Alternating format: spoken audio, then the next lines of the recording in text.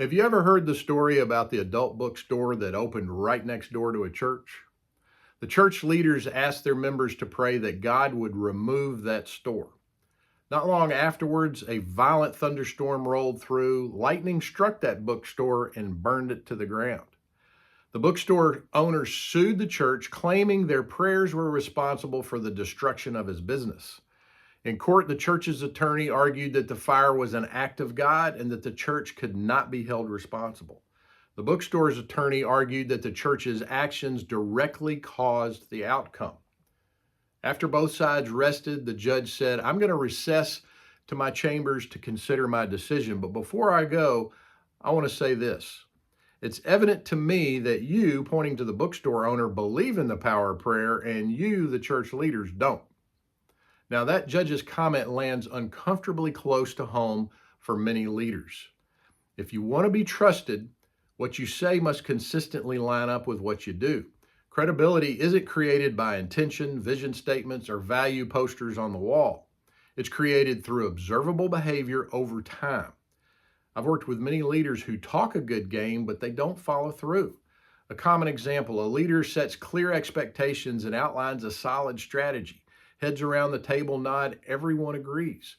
But then nothing happens. There's no follow-up, no progress check, no accountability. As a result, people quietly return to do what they want to do because they've learned through experience that nothing further will happen. Strategy becomes theater, meetings become noise. Even more damaging than missed goals is what happens to morale when leaders fail to address poor behavior.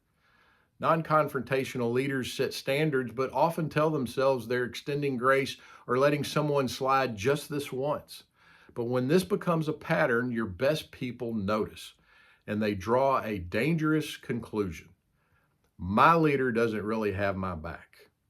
Over time, trust erodes, high performers disengage, standards drift, and culture weakens. Now, if you're thinking it's just this once, remember this: trust is gained in inches, but it's lost in yards.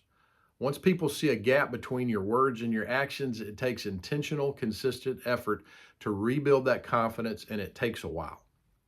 Moments like these are powerful opportunities to get perspective from someone outside your organization, someone who can help you gain clarity and choose a response aligned with who you say you are as a leader. So let me ask you, do your words line up with your actions? And how do you know? I'd enjoy hearing what you do to ensure you stay aligned.